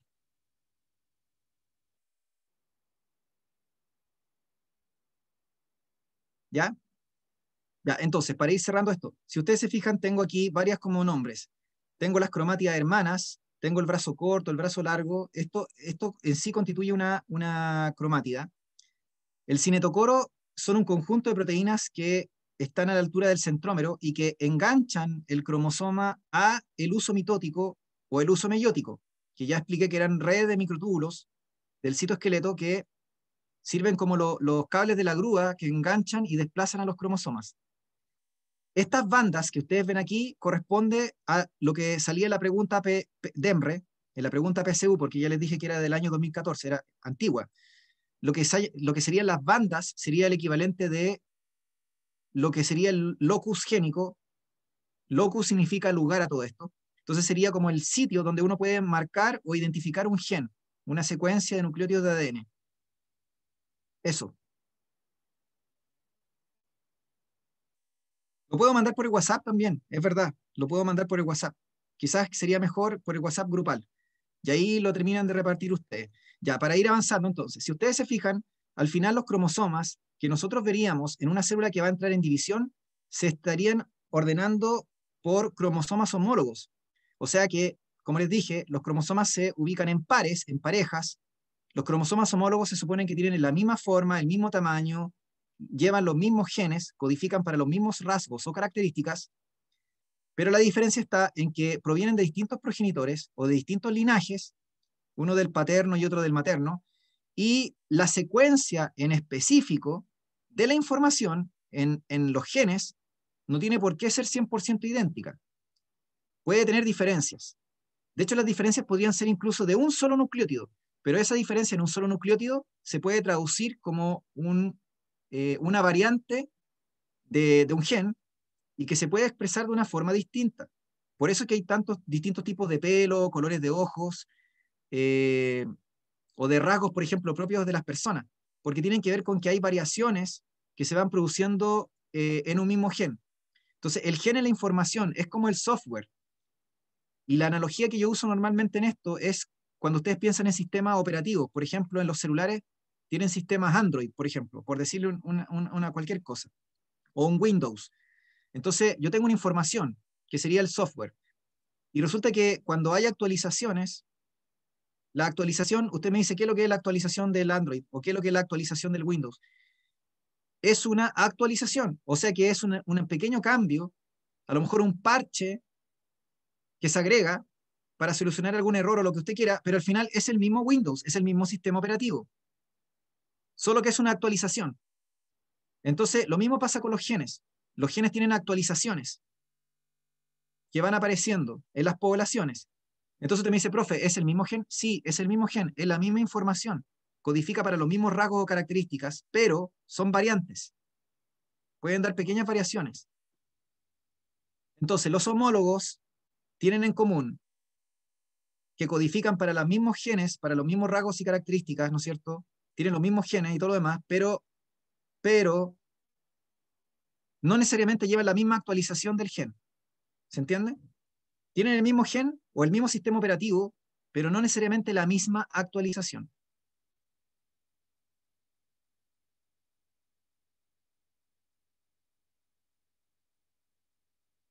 Ya, entonces, ya les expliqué de los cromosomas autosómicos o somáticos y de los cromosomas sexuales. Eso ya se los expliqué. Eso ya lo expliqué recién. Y les conté que el cariotipo era propio y característico de cada especie y también se lo expliqué. Y si ustedes se fijan, este cariotipo que yo estaba mostrando aquí se encuentra con la información duplicada, porque cada cromosoma, materno y paterno, aparece con un total de 2 cromátidas. Aquí la información se encuentra duplicada, que sería lo que yo debería esperar que presenta una célula justo antes de dividirse, que sería lo que yo debería esperar en una célula justo antes de dividirse. Porque si ustedes se fijan en esta otra imagen que está acá, es igual a un cariotipo. Y también es un cariotipo humano, y es un cariotipo humano específicamente de un hombre, porque tiene el par sexual XY. Pero si ustedes se fijan, ya no tengo los cromosomas duplicados, sino que tengo un cromosoma de la madre y otro del padre, pero sin duplicar. Entonces, si ustedes se fijan, esto sigue siendo un cariotipo humano, sigue siendo diploide, porque tengo información materna y paterna, pero no aparece la cromátida hermana para cada cromosoma. No aparece. Y como no aparece, esto debería ser como el producto final después de la división. O sea, cuando la división termina, yo debería ver aparecer esto. cuando la división termina, en la etapa final de la de mitosis, yo debería ver esto. Si no lo entienden todavía, no se preocupen, yo tengo que ir explicando esto, ¿ya? Profe, Si hay alguien que en tenga la, que ana- irse, no hay ningún problema, ¿ya? Sí, dígame. en la anafase es cuando se termina el ¿Cómo? proceso, ¿no? En la anafase es cuando se separan. En la anafase es cuando se separan y en la telofase es cuando termina el proceso. Eso lo vamos a ver ahora a continuación, ¿ya? Ya, profe, gracias. Ya, entonces, lo que está diciendo Rocío es de las etapas de la mitosis. Hasta el momento no he hablado nada de mitosis. O sea, he dicho como en términos generales lo que es, pero no he dicho como lo que pasa en cada etapa. Entonces lo vamos a ver a continuación. Por ahora lo que me interesa es que entendamos el concepto de N y el concepto de C. El concepto de N y el concepto de C. N significa número de centrómeros y C significa número de cromátidas. N significa número de centrómeros y C significa número de cromátidas. Esto es lo último que les voy a pasar hoy día, porque esta parte siempre genera complicación a algunos alumnos, no a todos, ya a algunos. Y con esto voy a ir cerrando. Entonces, fíjense que si yo tengo solo un centrómero, obviamente es N nomás. ¿Por qué? Porque falta el compañero, el par, digamos. No tengo el par, tengo solamente el cromosoma simple. Si yo tengo un cromosoma, en cambio, que está duplicado y tiene un solo centrómero, obviamente, que está ahí en la zona donde se unen o se juntan las dos cromátidas hermanas, yo diría que a este cromosoma le falta su compañero, su par, ¿no es cierto? Es N porque tengo un centrómero, pero es 2C porque tiene dos cromátidas por centrómero. O sea, por cromosoma, quiero decir. Luego, si yo tengo, por ejemplo, un par, me voy a encontrar con esto, y yo digo que aquí, claro, tengo el cromosoma de la madre y tengo el cromosoma del padre, o sea, dos centrómeros, y me doy cuenta que tengo un total de 4 cromátidas por par, porque tengo 2 cromátidas maternas y tengo 2 cromátidas paternas. O sea, 4 cromátidas en total por par. Entonces, no sé si me están siguiendo. Lo que quiero decir en el fondo es que la unidad de análisis de ahora en adelante para nosotros, para determinar la cantidad de N, o sea, la ploidía, y para la cantidad de cromátidas, va a ser el par. Nuestra unidad de análisis va a ser el par homólogo. Nuestra unidad de análisis va a ser el par homólogo. Entonces, N significa centrómeros y C significa cromátidas. Anótelo por ahí. Entonces, esto que ustedes ven aquí es un ejemplo de cómo empezar a entender el N y el C. Entonces, necesito que vayan practicando cómo colocar el N y el C en este tipo de diagrama. Yo lo voy a ir completando ahora con ustedes, obviamente, ¿ya? Sí, las cromátidas son los brazos, efectivamente, y son los brazos, como les dije, que parten de arriba hacia abajo. Porque hay gente que piensa que lo que está arriba, el bracito de arriba, es distinto del bracito de abajo. Y en realidad la cromática es todo. Es toda esa estructura. ¿Ya? Profe, A ¿puede menos repetir lo que... que, Sí, dígame. puede repetir lo que dijo de la diferencia entre, ay, lo que dijo antes de comenzar esto, lo del telómero creo que era, para diferenciar el N del C y el 2C y el 2N, una cuestión así, por favor? No sé si me entiende. Es que no acabo de escucharlo bien. Ya. Sí, sí, lo entiendo. No se preocupe, Lutini. Yo lo que estaba diciendo era que N, de ahora en adelante, lo iban a asociar a centrómero. A centrómero, ¿ya? El centrómero es la región como de la mitad del cromosoma o de la región donde se unen las cromátidas hermanas. Y C dije que significaba cromátida. O sea, el bastón, como preguntaban aquí en el chat, que ya les dije que era como toda la cosa, por lo que va de arriba hacia abajo, ¿sí? La cromátida, ¿ya? Ya, profe, muchas Entonces, gracias. Era eso que les se dije me cortó además, el internet. F. sí, no se preocupe, ¿ya? Entonces, la unidad de análisis, chicos y chicas, es el par. La unidad de análisis es el par. Entonces usted me dice, profe, aquí no tengo el par. No, pues no tiene el par. Tiene solamente un centrómero de un solo cromosoma que está simple y que está solitario. Entonces usted me dice que ahí debería tener N y obviamente debería tener C porque tiene solo una cromátida por par. Entonces, si yo, por ejemplo, aquí hubiera puesto esto, por ejemplo, hubiera dibujado otro cromosoma ahí, no sé, o algo así. Entonces usted me dice, ah, ahí tengo más cromosomas. Sí, pero aplica lo mismo. La unidad de análisis es el par. Este de aquí no tiene nada que ver con este otro. porque son cromosomas distintos, que pertenecían a distintos pares. Son cromosomas heterólogos, o sea, no homólogos. Como les vuelvo a repetir, siempre la unidad de análisis es el par homólogo. Yo voy a analizar de par en par y solo buscando homólogos. Homólogos, no pueden ser cromosomas distintos. Entonces, aunque yo tuviera 80 palitos en esta célula del principio, siempre va a seguir siendo NC, porque le acabo de decir que yo solo comparo o analizo de par en par homólogo. Los otros no los considero. No considero los otros centrómeros ni nada. Aquí, por ejemplo, lo mismo. Fíjense aquí, voy a comparar esta de aquí con esta de acá. Acá tengo un par. Un cromosoma de la madre y otro del padre. O sea que en total tengo 2 centrómeros, o sea, 2N. Porque es diploide. Un cromosoma de origen materno y otro paterno. 2N. Fíjense que cada uno está formado por una sola cromatida simple. O sea que no están duplicados los cromosomas. Por lo tanto, sería 2N, 2C. Entonces usted me dice, pero profe, ¿qué pasa si hay otro para el lado? Si hay otro para el lado me da lo mismo, porque ya le expliqué que yo analizo solo de par en par. Si yo tengo 80 otros cromosomas, no los cuento, porque a mí me interesa solo analizar el par homólogo. No comparo ni sumo los heterólogos, o los que corresponden a otros pares. Entonces, si ustedes se fijan, aquí se cumple lo mismo que el anterior. Aquí tengo también un cromosoma materno y otro paterno, o sea, 2 centrómeros, o sea, por par tengo 2 centrómeros, diploidía, 2N, y me doy cuenta que tengo por par homólogo 2 cromátidas, o sea, 2N, 2C. O sea que este ejemplo de aquí es igual al otro. Porque ya les conté que no me importa si tengo más pares. Lo que yo necesito ver es el par homólogo. Por ejemplo, voy a saltar acá abajo. Fíjense acá abajo este ejemplo de aquí. Acá tengo un par. Y yo sé que es homólogo porque son iguales en forma y en tamaño. Y me doy cuenta que tengo 2 centrómeros además, o sea, 2N. Entonces yo digo que es 2N porque tengo 2 cromosomas, ¿no es cierto? Uno materno y otro paterno, que sí se encuentran duplicados. Y ya les expliqué a ustedes que cuando el cromosoma está duplicado, tiene 2 cromátidas por cada cromosoma. Entonces, si yo me pregunto, ¿cuántas cromátidas tiene este par homólogo? Yo digo 4 en total, 2 maternas y 2 paternas, o sea, 2N, 4C. Esto que estoy diciendo tienen que entenderlo porque tiene relación con meiosis. Entonces hay que saberlo. Por eso les dije que es importante que sepan cómo colocar el N y el C. Porque, por ejemplo, si yo le digo a un alumno, oiga, dígame qué es lo que hay aquí en N y C, y él me dice, acá tengo, no sé, me dice, tengo 4N, 8C, no sé, algo así. Eso está malo, porque ya les dije que la unidad de análisis es el par homólogo. Yo solamente me voy a fijar en el número de centrómeros por par.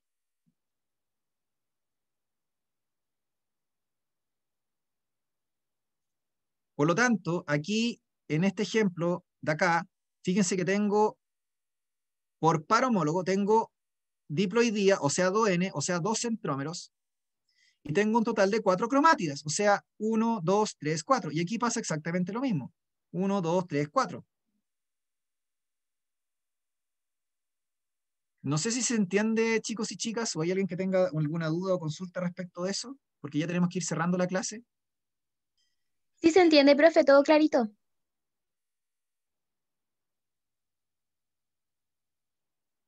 Ya, entonces, fíjense bien.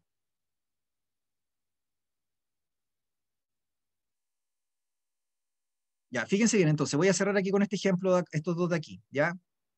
Insisto, yo les voy a mandar esta diapositiva y ahí lo importante es que como que entiendan este concepto del N y el C. N significa número de centrómeros, pero por par homólogo. Yo no necesito contarlos todos. No voy a sumar todos los cromosomas, solo me voy a fijar en un par. Y de hecho me voy a fijar en el primer par nomás, no voy a gastar el tiempo en revisar los 80 pares. Porque yo asumo que todos están en pares. Así que no me basta, no voy a contar, no me voy a fijar en todo. Yo le digo, la unidad de análisis es el par homólogo, como si usted tuviera que ir analizando de par en par. Basta con que usted haga con el primer par. El primer par le saca la foto a la ploidía. El primer par de un cariotipo le saca la foto a la ploidía de la célula. No necesita... Ya, muy bien, exactamente. Fíjense que aquí tengo solamente un cromosoma porque le falta el compañero. Entonces esto es N, es haploide. No está el par, ¿se entiende? Pero me doy cuenta que tengo dos cromátidas por el cromosoma, porque el cromosoma se encuentra duplicado. Por lo tanto, como bien decían en el chat, es N2C. Muy bien. Como dice Carlos. N2C, porque solamente está... Entonces usted me dice, profe, pero mire aquí. Este cromosoma no tiene nada que ver con este otro. Son distintos cromosomas de distintos pares. Son heterólogos. Entonces, aquí me doy cuenta, al igual que el anterior, que le falta a su compañero, y aquí le falta al pequeño, le falta el compañero pequeño también. Entonces te dice, ah, eso significa que están haploides, porque tengo un centrómero por par. Y me doy cuenta de que tienen dos cromátidas por cromosoma, o sea, 2C. ¿Se fijan?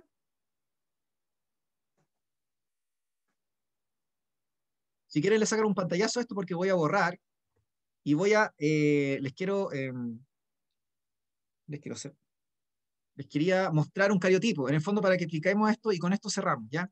Voy a mostrar el mismo cariotipo que había mostrado recién, ¿de acuerdo? Ya, para los que les cueste más, insisto, porque esto hay gente que lo entiende súper, recuerden, N significa centrómero, pero centrómeros por par homólogo. La unidad de análisis es el par homólogo. Yo no mezclo cromosomas distintos, ni cuento, ni sumo cromosomas distintos. Solo me fijo por par. Si usted me dice, profe, pero es que no está el par. Si no está el par, entonces es haploide, es N. Se perdió el compañero, ¿entienden? Y C significa cromátida.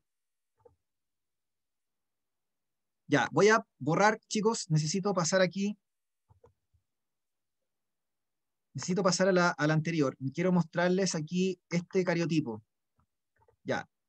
Pregunta, ¿cuál es la dotación de N y C de este cariotipo que ustedes ven aquí? ¿Cuál es la dotación de N y C de este cariotipo que ustedes ven aquí? Porque ya les dije que para sacar la dotación del N y el C, solamente analizo un par homólogo. No lo voy a hacer con los 80, ni con los 40, ni con los 50 que tenga, porque me basta con ver el primero nomás. Entonces yo les pregunto, ¿cuál es el N y el C de este cariotipo humano que ven ahí?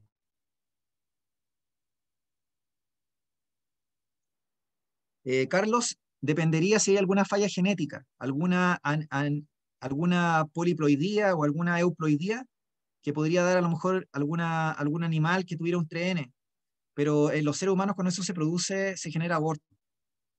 O sea, tenemos que respetarla, o en o los mamíferos se tienen que respetar la ploidía. Ya, todos acá me están respondiendo, Catalina, Fernanda, Darling, ya, etcétera. Ya, muy bien. Gaby, Carlos, ya, súper.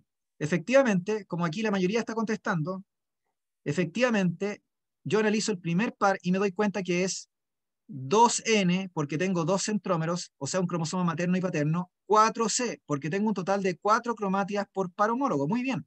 Súper, ¿están entendiendo? Ya, ahora voy a pasar al siguiente. Quiero que me digan cuál es la dotación cromosómica de este cariotipo que estoy mostrando ahora.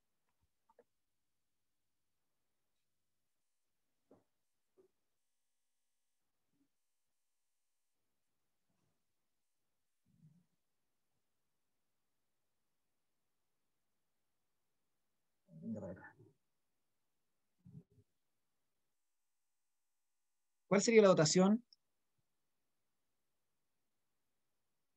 Charlotte, ¿sabes tú? Charlotte entró. Entró al chat Charlotte. Ya. Se fue Charlotte. Ya, aquí me dice Darling NC. Abril dice NC.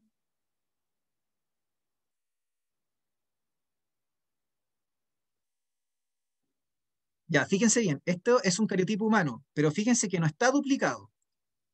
¿Qué significa eso? Nuevamente, la unidad de análisis es el par. Entonces usted me dice, profe, pero aquí hay par. Sí, pues, miren, cromosoma de la madre, cromosoma del padre. Ahí estarían los centrómeros. Me parece que no están bien dibujados, ya, pero los voy a... ¿Ya? Entonces, la unidad de análisis es el par.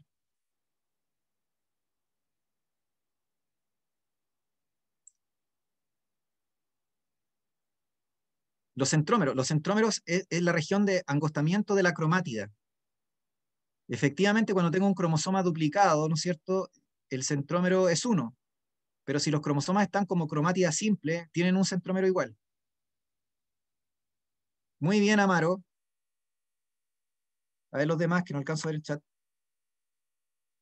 Fernanda, ya, sí, muy bien. Lo demás se entiende o no? Lo que dijo aquí Amaro y Fernanda, porque lo que pusieron otros acá está bien en parte, pero no consideraron el par. Como les dije, no importa si se equivocaron o qué sé yo, si aquí la idea es que van aprendiendo, ¿sí? Esto de aquí es 2N, porque tengo dos centrómeros, son dos cromosomas, uno materno y otro paterno, y tengo 2C, porque tengo dos cromátidas por par. O sea que este sería un cariotipo sin duplicar, un cariotipo humano que está sin duplicar. Porque ya sabemos que para que fuera un cariotipo humano normal, por así decirlo, tendría que haber estado como así, po. Tendría que haber tenido la típica X, ¿no es cierto?, por cada uno de los cromosomas, ¿sí? Usted me hubiera dicho, ah, sí, ahí está duplicado, ¿se entiende? Pero no es el caso. Está sin duplicar. ¿Sí? ¿Se entendió? Esto le cuesta N a un montón de gente. Por eso es que yo les pregunto tanto, porque hay gente que esta materia la sabe súper bien. Y en el curso donde he pasado, en cursos de PREU, esto es históricamente, no este año ni el año pasado. Todas las veces, los años que lo hacía en PREU, en distintos PREU que trabajaba, había un porcentaje de alumnos que entendía, pero después había otra mitad de gente que le costaba en esto, y en una clase de 1 hora 20 o a la rápida uno no alcanzaba a trabajar mucho esto, entonces quedaban colgados, ¿tienen? Entonces si no le ponían pino por su propia cuenta era como que era difícil aprender. En cambio aquí puedo darme el lujo de trabajar con más detalle esto del N y el C, para que por lo menos lo entiendan. Cuando veamos meiosis sobre todo y vemos cómo modifica el N y el C. Ya, entonces, como les dije, la idea es que esto lo manejen, ¿no es cierto?, lo comprendan. Me doy cuenta que la mayoría lo está entendiendo y eso me pone muy contento. Preguntas de N y C. Hay algunas preguntas clásicas que después les voy a mostrar. Por un tema de tiempo ya no voy a alcanzar a mostrarles. Solamente voy a cerrar con esto, que es el ciclo celular o proliferativo, que tiene relación con lo que les dije al principio de la clase, ¿ya? Yo les dije al principio de la clase, no todas las células, de hecho la mayoría de las células de nosotros no vamos a ver cromosomas. Y la razón de eso es porque la mayoría de las células se encuentran en G0, o reposo proliferativo permanente. Las células que van a hacer división, o por ejemplo mitosis, que ya les conté que eran ciertas células de ciertos tejidos, como los epitelios o las células sanguíneas, que se pueden transformar en células tumorales también. Estas células tienen que hacer interfase, que sería la preparación para dividirse, y luego hacen la división que se llama mitosis. Entonces la interfase consta de G1, S y G2, que son las etapas propias de la interfase. Cuando yo miro una célula en interfase, tampoco veo cromosomas. Entonces esto significa que los cromosomas no los puedo ver ni en G0 o reposo proliferativo permanente, que es propio de las células que están altamente diferenciadas o especializadas, como las neuronas, las células cardíacas o las musculoesqueléticas, pero tampoco voy a ver cromosomas en interfase, ni en ninguna de sus etapas, ni en G1, ni en S, ni en G2.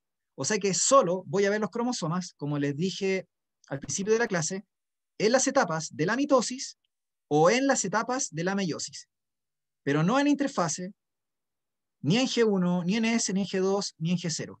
¿Ya? Sí, por eso les digo, tienen que, si con esto ya termino, así que vayan a almorzar, vayan a hacer sus cosas, con esto cierro, ¿ya? Así que voy a cerrar hasta aquí, chicos y chicas, la clase va a quedar hasta el ciclo celular, y la próxima semana voy a retomar ciclo, tengo que entrar en mitosis, y vamos a pasar meiosis, si es que alcanza el tiempo, ¿de acuerdo? No alcanzamos a ver preguntas tampoco, porque si no estaríamos hasta las 3 de la tarde. Ya, más tarde voy a hacer la clase de mención, por si acaso, ya, a las 5 como habíamos quedado.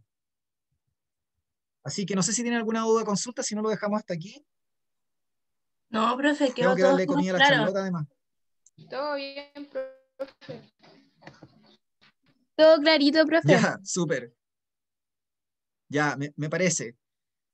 ¿Alguno tuvo problemas para entrar o no? Espero que no, porque es el Es mismo que, link de siempre. ya sí que están medio raros los links, pero yo los reenvié Ya, ya, súper. Eso, Amaro, le agradecería que lo hiciera en la tarde igual por si acaso. Ya, ya. Entonces nos vemos para los que van a conectarse a la tarde. Vamos a conectarnos a Evolución, ya a las 5. Así que eso, ya. Gracias, Un profe. gusto Ahí haber nos estado con vemos, que esté ustedes. bien. Cuídense. Gracias, profe. Nos Y vemos en gracias la a ustedes por tarde. Chao, participar. profe. Así que Chao, cuídense. profe. Chao, Ya, profe. Aprovecho, Gracias. profe. chao, Chao, profe. chao, Ahora el manjare. chao, chao, Chao, profe, que esté chao, bien. chao, nos vemos. Ya, gracias igualmente. Chao, chao.